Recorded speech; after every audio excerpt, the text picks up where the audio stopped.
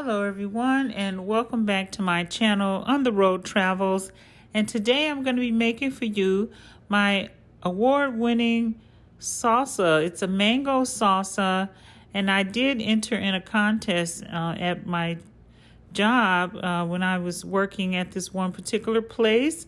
They were having a salsa contest, and I was like, okay, I can do that totally. So I just went on ahead and got all the ingredients that I needed and put it together. And like that next day, I just brought it to work and entered it into the contest. And to my surprise, I actually won. So, and I've never shared this recipe with anyone, but I'm definitely going to be sharing this with you. So I did my best keeping the video on the short side. It's going to be a lot of chopping going on here, a lot of dicing. So we're going to start off with the tomatoes. So and you definitely want to make sure that everything is diced very well. And with the tomatoes, you can decide if you want to keep the insides in or take those out. I like leaving those in because it gives it more of a tomato base, and it's going to make it, I like the way that it makes it a little bit more on the juicy side. So if you take all the insides out, it's going to be a little bit more on the dry side. So it just depends. Some people like it to be on the dry side, and then if you like a juicy salsa, then go ahead and leave the insides of the tomato in, because that's where you're going to get your a lot of the juice. Okay, so just chop this up as best you can, and go ahead and put those in the bowl after you get them diced up, because make sure they are of a nice size, because no one wants to bite into a gigantic chunk of a tomato. So yeah, just go ahead and get that taken care of and put those in the bowl, and then we'll move on to the next item that needs to be chopped. Okay.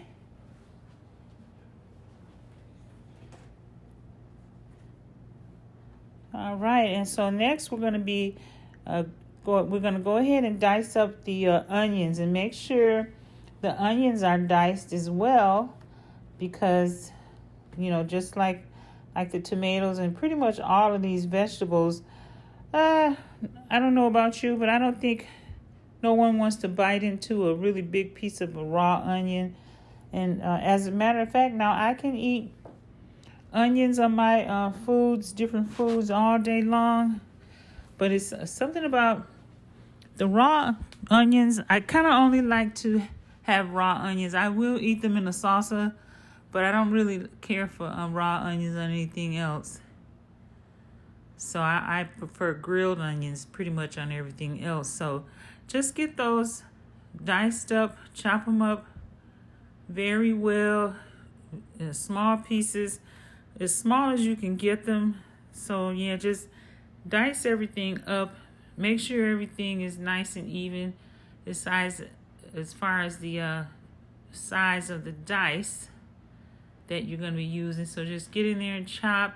And now this recipe, it is going to take, I would say, give yourself up to 2 hours. You could be done sooner than that, but you have a lot of fresh vegetables, so go ahead and just put those right in the bowl.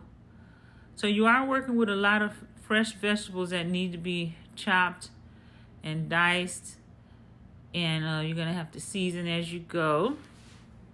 So, and I do this recipe, when I do this recipe, I do it in like 2 stages. I always plan on doing half of it in the evening, and then I let the tomatoes, the onions, and the jalapenos, those get to marinate overnight.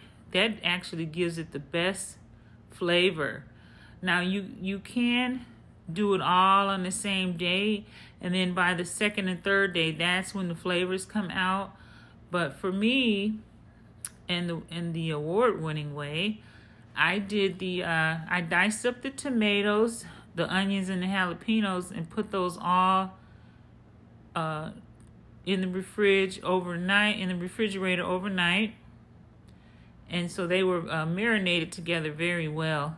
So here we are with the jalapenos, and of course, guys, don't copy my fantastic knife skills. As you can see, be real careful with your knife in removing those seeds. Now, if you want the heat, you can leave those insides in there, but if you take them out, then it's not going to be as hot. So the seeds make it really, really hot. So you just want to go ahead and take those the insides out of those jalapeno peppers so that you don't burn your mouth off. And then the same thing with those jalapeno peppers. Make sure you dice those up really tiny, because it kind of helps for the jalapenos as well to be as small as you can get them when you're dicing. You know, because if someone bites into one of those, you're really not even gonna, I find that you barely notice the heat of the jalapeno peppers in this salsa, because it has the sweetness from the tomatoes, and the mangoes actually keeps your tongue nice and cool instead of you feeling all that heat. So it's something about the tomatoes and the mangoes that kind of protects you from the heat of the jalapenos. And you very rarely even notice, or you definitely won't feel the burn. That's for sure. So yeah, go ahead and be careful with that knife. Watch your fingers. Don't do as I do. Yeah, I guess I've been making this dish quite often, so I am kind of really familiar with this routine. So yeah, just go ahead and dice these jalapenos up very tiny, and then even with you dicing them up tiny, go ahead and chop them down a little bit more once you get them all diced in this particular size right here, because you want these to be as small as possible.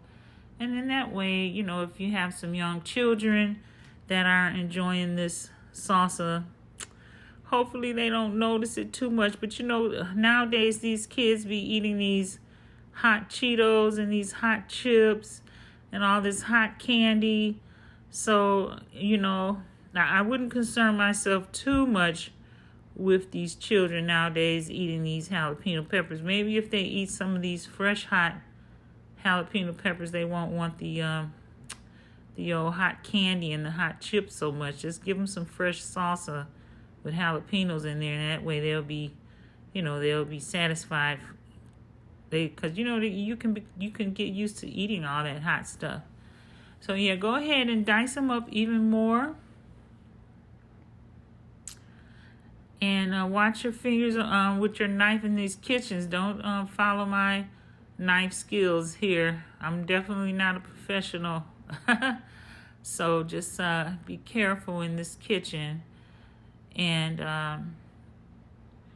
and just always make sure that your hands are impeccably clean, and get those vegetables in there, because you definitely going to be handling lots of vegetables and some fruit.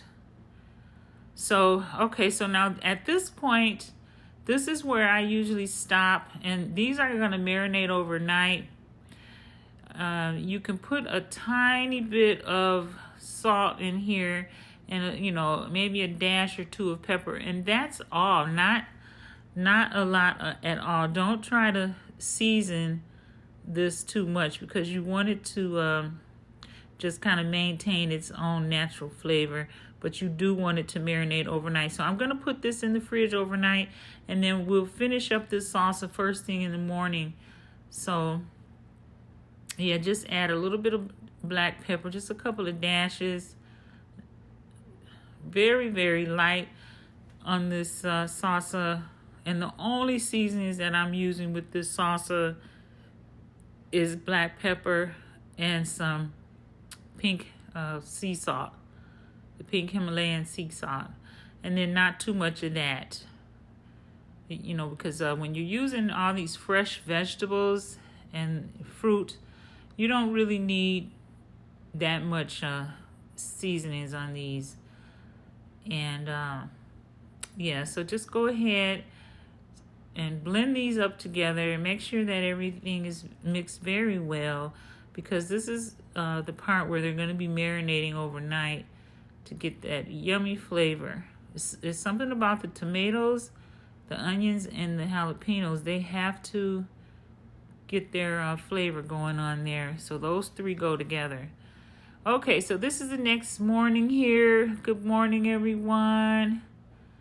And there you go. They've marinated overnight. They smell so yummy. I wish you guys could smell this. It smells so delicious. And it's a little tiny bit of juice that developed overnight. So that's going to be good for the salsa. Now, and it's totally okay if you want to just get it all done in one day. You can definitely do that, and then like what, because by the second and third day, that is if it's anything left on the third day. Usually by the second day, it's all gone, and you have to make another batch. But yeah, go ahead if you have to do it all in the same day. That's totally fine. It's just that I'm just showing you the way I made it when I won the contest. So I did the onions, tomatoes, and jalapenos overnight, and then the next day, here we go, finishing the salsa. So I'm just taking a minute here to rinse the cilantro. So you're going to be adding cilantro, and I'm going to put all of the recipe ingredients are going to be in the description box, guys. So yeah, just make sure, and it's pretty much what you see here that's all I'm putting in there. It's very simple. Even if you if you don't want to write them down, you can always just watch the video again and see exactly what I'm putting in there. So just watch the video over as many times as you need to, and you'll see exactly what's going into this recipe. So here we go. Just and you really don't have to concern yourself too much with the stems. Just go ahead and chop those up. I'm just really trying to, do this for the camera. So go ahead. And for the cilantro as well, you definitely want the cilantro to be diced up as tiny as you can get it. Because, you don't want to have a big cilantro leaf in your salsa, even though there's nothing wrong with that, a big leaf in there, but if you just want it to be nice, even, and uniform, just get everything chopped up very well. Watch your fingers and just get that chopped up. Make sure your hands are impeccably clean, and I definitely had the opportunity to wash my hands several times during this process of making this salsa.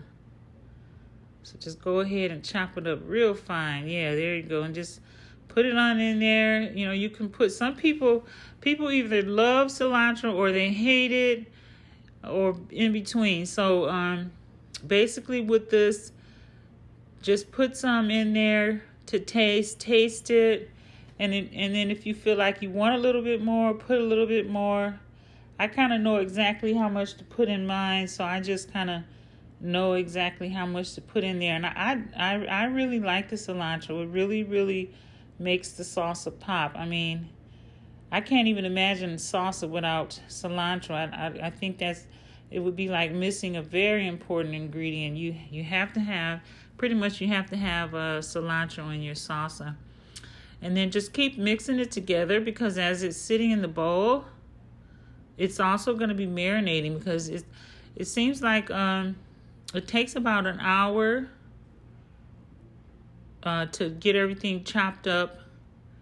Like if you're doing it in 2 days, give yourself about an hour to get everything chopped up.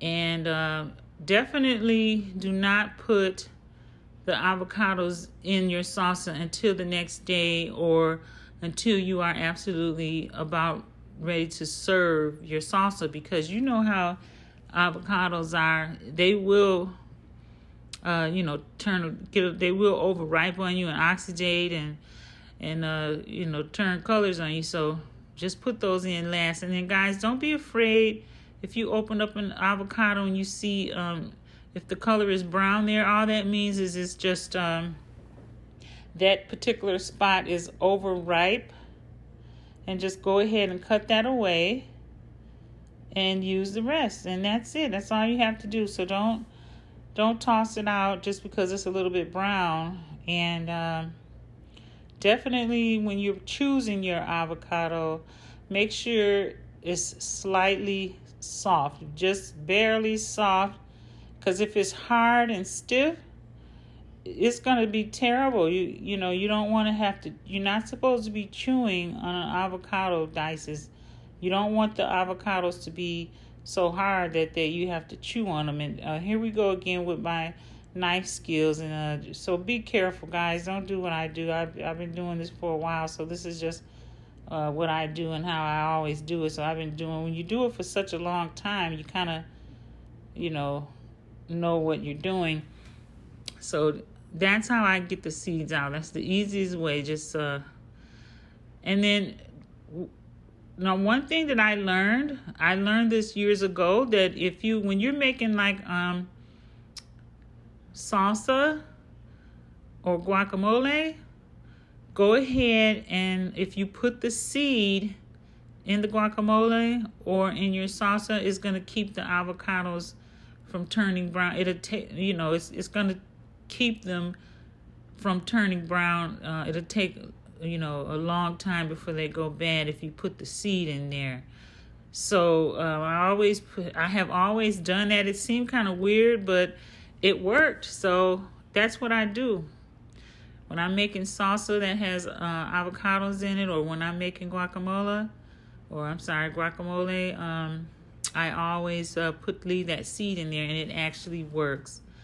So there we go. So you got everything in there. We are almost done here, guys. And the mango is definitely the last step. Now, about choosing the mango. When you're choosing your mango, make sure that the mango is like very soft. Because if you have a hard, stiff mango, it's going to be terrible.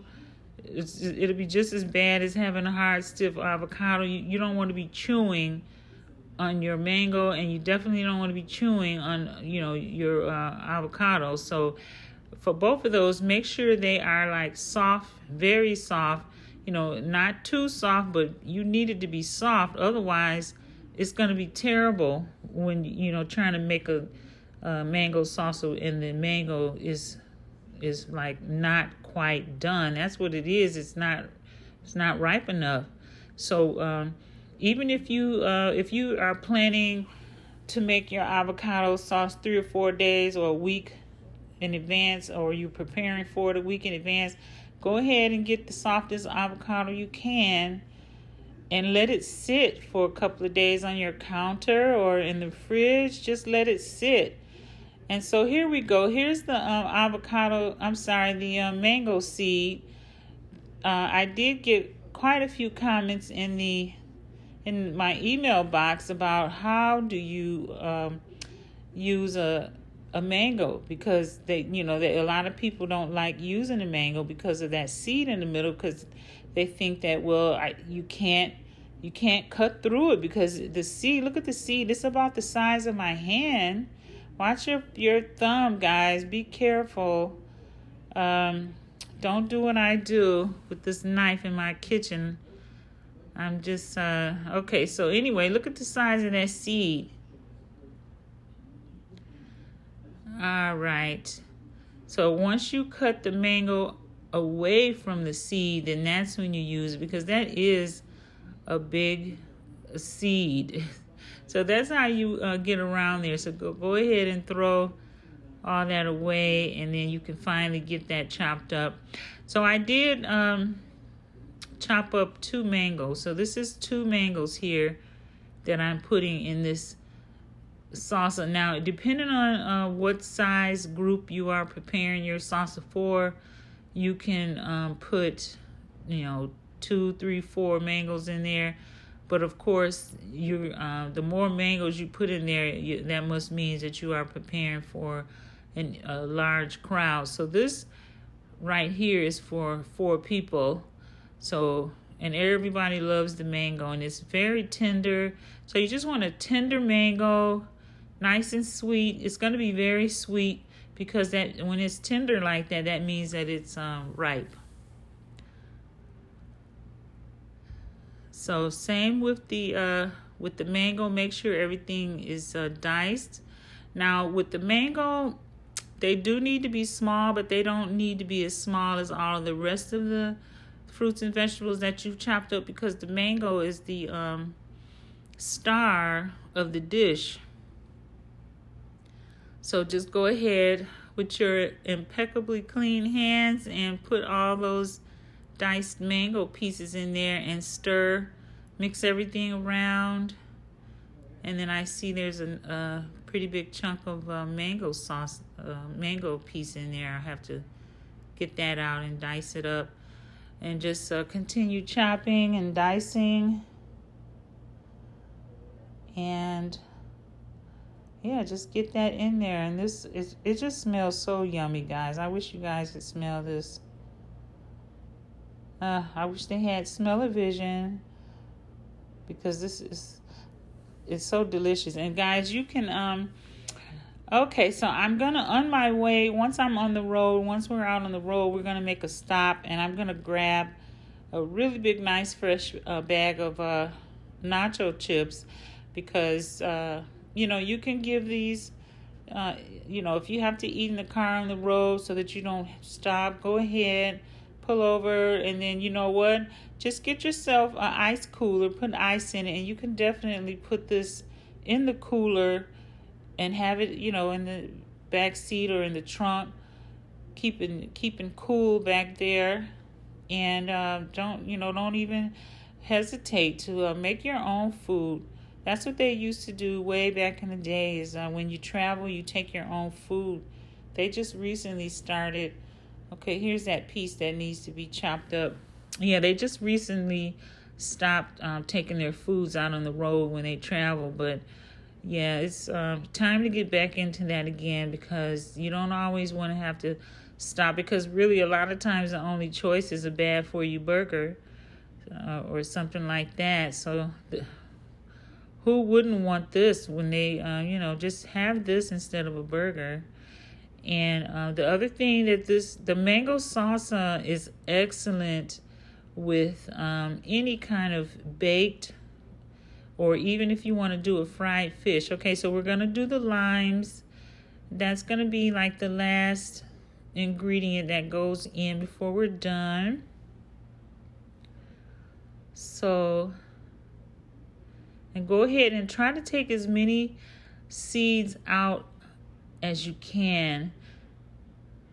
These are the little tiny key limes, guys, and if you can get your hands on the key lime, please do, because the key limes have like the most robust flavor, I find.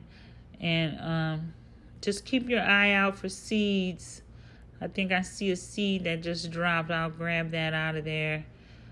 And now, okay, so the lime juice that we're squeezing in here now, that's going to keep the avocados from turning brown. It's going to help a lot, because I know you can't, after a while, it's nothing you can do about it. But, this will definitely help those avocados go for 2 to 3 days in the fridge. And a lot of times this salsa, it doesn't even last that long. I mean, by that second day, it's barely any left, because, you keep going in. You can have it for lunch. You can have it with your dinner. And, even for breakfast with the mangoes in there. And here we go again. We're adding a little bit more pink Himalayan salt. Now, you're thinking, oh, I got the sweet mango. Why are you putting the salt in there? But I'm telling you that, and a little bit of pepper as well.